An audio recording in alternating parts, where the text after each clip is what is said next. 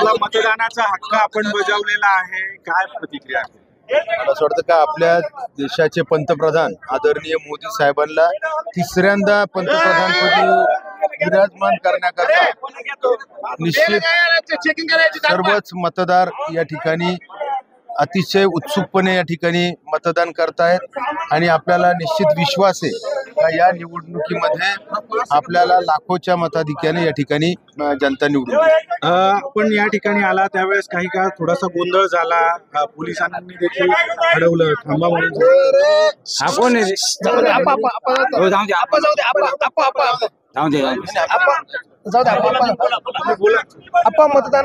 मतदान पार पडतोय, किती विश्वास वाटतो विजयाचा तुम्हाला? 100% विश्वास वाटतोय, कारण ज्या प्रकारे या आपल्या देशाचे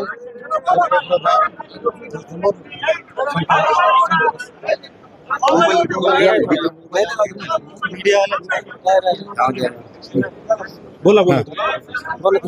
विश्वास वाटतोय विजयाचा? 100% आपल्याला विजयाचा विश्वास आहे.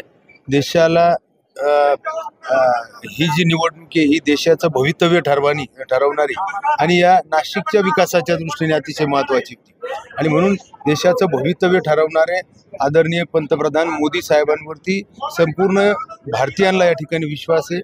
आपण नाशिककरांसाठी देखील अनेक 10 वर्षामध्ये एक दांडगा संपर्क ठेवला, अनेक विकास कामं केली आणि म्हणून जनता पुन्हा एकदा आपल्याला या ठिकाणी संधी देईल असा आपल्याला विश्वास आहे. काही काळ गोंधळ झाला, आपण या ठिकाणी आला, आपल्याला देखील अडवण्यात आलेलं होतं पोलीस अधिकाऱ्यांकडून, आपण तक्रार करणार आहात काय नेमकं? निश्चित अशा सर्वच अधिकाऱ्यांना खऱ्या अर्थानं प्रशिक्षण देण्याची आवश्यकता आहे की निवडणुकीच्या वेळेस कुठल्या काय नियमावली असतील आणि कोणाला आपण अडवायला पाहिजे अशा पद्धतीची माहिती नसल्या कारणाने मला असं वाटतं का त्या ठिकाणी थोडा गोंधळ झाला. एक महत्वाचं सगळ्यामध्ये की मुरलीधर मोहोळ असतील किंवा तिकडे शेवाळे असतील या सगळ्यांसाठी राज ठाकरेंनी सभा घेतल्या. यंदा नाशिकमध्ये पूर्ण अशी गोष्ट झाली.